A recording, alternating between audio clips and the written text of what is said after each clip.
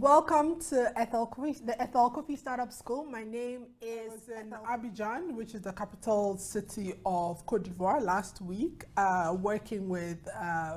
consulting with and working with 23 entrepreneurs.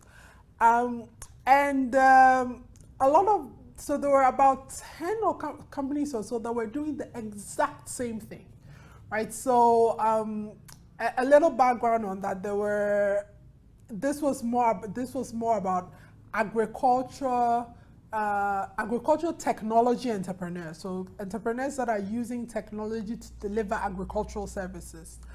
And there were about 10 companies or so that were marketplaces. And when I talk about marketplaces, these are places that bring together the farmers and the buyers, right? So there's a lot of waste because goods sits with the farmers, food sits with the farmers, and rots. Where on the other side there are customers, restaurants, individuals that want these food processors that want these food stuff. So about 10 or so of the companies were marketplaces, the places that bring together the farmers and the people that need the farm produce, right? And I asked all these companies, about 10 of them, look, you are just like, you have a marketplace, but you're just like the other person. What makes you different? And I realized that even though these companies were, most of them were actually doing, was doing quite well, had their business model set up. A lot of the companies struggle to answer the question, why should I buy one product over the other? So I thought to bring that lesson back actually to this week and to our lesson. So that's one thing about, just how do you define what your unique value proposition is, right? So that's what we're going to talk about this week. We're going to talk about creating your unique value proposition, making sure that if you're even within 10, 20, 50 people that do exactly what you're doing, you are still able to stand out so that you can be very clear how you're different and why people should buy from you. So I'm going to read this a little bit because the definition of the value proposition is a bit academic. So the value proposition does a few things. It's a very clear statement, right? So where, in whatever writing it is for your clients, it explains how your product solves the customer's problems or improves their situation, which is relevance, right? How it also clearly states how you deliver specific benefits. Specific. And so today we're going to be talking about really specific, what it means to have specific benefits. It tells the ideal customer why they should buy you and not why they should buy from you and not the competition. So that's what a unique value proposition is. It could be a statement that goes on your website, it could be in your sales pitch when you're talking to clients, or it could be on the packaging of your products if you're in manufacturing. So that's what a unique value proposition is. The point, there should be something about your product that attracts the customer to buy yours. If your customer is, if you're pitching and there are 4 or 5 other companies pitching for that same job, why should they pick you? Okay, so I think I've talked about why you need a value proposition. The better your value proposition, the better it is for people to see how different you are. I mean, I think this week was interesting, right? So this week is interesting because Apple's come out with the iPhone X. And the Samsung Galaxy, those who, Android users are like, oh, but we've always had this. I mean, whatever, facial recognition, that's not new. We've always had it, right? So the value already have a product that does these things. And then the iPhone users don't care. They don't care because the value proposition for the iPhone is so strong that it ties in with the identity. So you can talk about, oh, but there is a cheaper product that has these, these features already. But the typical iPhone user doesn't care because they're always going to use an iPhone. right? So this is just to give you a little clearly why your unique value, you should have your value proposition so unique that nobody else, even though there are, there's so many other people in the market, that nobody else can beat you at it. Okay, so the first one we talked about, why it is not, right? It is not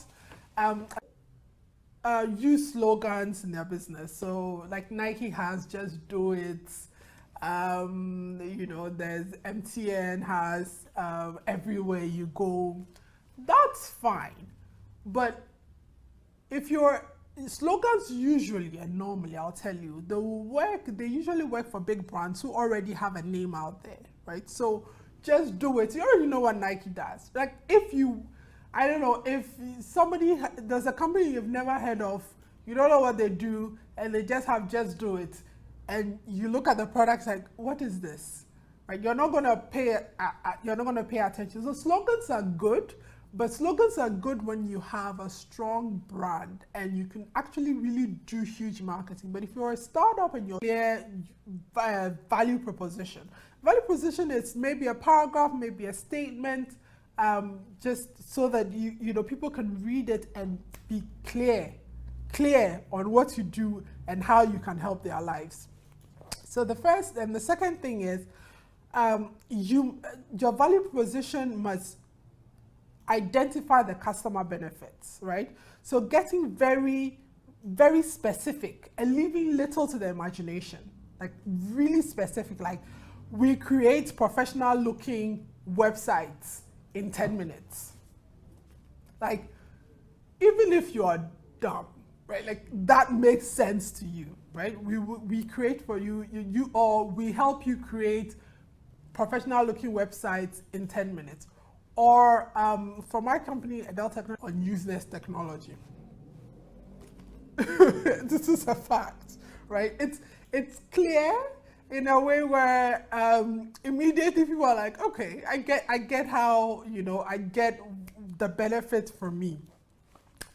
3, you have to also link the benefits to your value, right?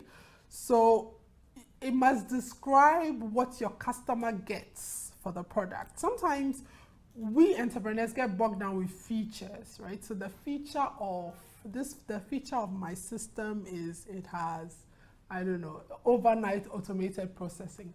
So what, right? To the customer. Or I have a system that allows you to do that enables reporting across a business. That's fine. But for the person you're selling to, what's the tell if I'm not hitting my sales targets, and I can immediately make a change so that I can hit my sales targets. Or if I get my report in a timely manner, I can look good to my boss. It's a very relevant thing, right? So you have to write your unique value proposition in a way that it hits home to the person you're trying to sell to. If you're selling to corporate, it's a little bit difficult because there are 4 or 5 people in the sales. And to be honest, you can have different unique value propositions that appeal to different sort of groups of people. Some companies have that. There might be different sort of target markets for your product. It's just that unique value proposition will be written out for the different sort of groups. And then, I said this, right? Differentiate and position yourself, which is, why is your product better than your competition in a notable way, right? You can, like, we do it faster. We can, if you're a delivery service or you are an e-commerce platform, that's like the agriculture of the marketplaces where you can actually go. And so one of the companies that I worked with had a marketplace, e-commerce platform that enables sort of cooperative groups of farmers to immediately put the products that they have on it, right? And they work with the farmers to do that. And then allows somebody like you and I to be able to go and try them out, because they're a Ghanaian company. Every month they send you, every week or every month, they send you a box of fresh fruits and fresh vegetables. So it's straight from the farm. They wash it, they clean it, they put it in a box, and they bring it to you. But here's how they're different from everybody else. You can set the time at which they must deliver to you, and they deliver it within the time that you need. So for instance, if you've got a schedule like mine where it's a bit hectic and you know, you can't say, oh, they'll deliver it in 24 hours. What time in that 24 hours? I don't know, right? And that's a difficulty for me. Can I be home? Who's going to pay for it extra? And they're saying, if you tell me that we deliver in 24 hours, we deliver at the time, someone with a box of fresh fruits at my gate, fresh fruits and vegetables at my gate directly from the farm, and I can pick it up. So this is how they're different. Everybody else is selling, you know, everybody else is selling fresh fruit delivery to your door. But this is, it's not only fast delivery, but delivery at the time that you want it, right? So how are you different? How are you different? For my company like Adele, how we're different? We strategically work with you for us to understand where you're going as a business, so that everything we build for you meets a business need. It doesn't become a white elephant. If you're from Ghana and if you're a Ghanaian listening, you know about the Snit saga and our 72 million of software that doesn't work, right? You understand what I'm saying? So how your value proposition must have something that makes you distinctly different from everybody else in your field. Because whatever you're going to do, somebody else is going to be doing it.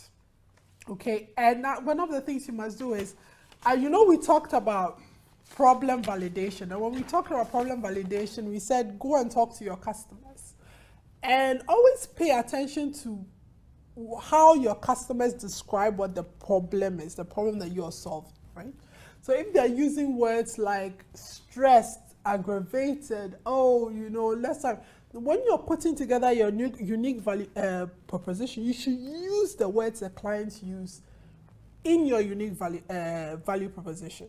You must, so that they know you understand. Back to using the example of the delivery service of the fresh vegetables and fruits. It could be your customer says, well, I mean, I'm a really busy person. I do want to be healthy. I want to eat good quality, you know, vegetables and fruits, but I really don't have time to go to the market. Then your value proposition should include, you know, we save you the time of going to the market, right? So you have to incorporate the words that they use within the unique value proposition.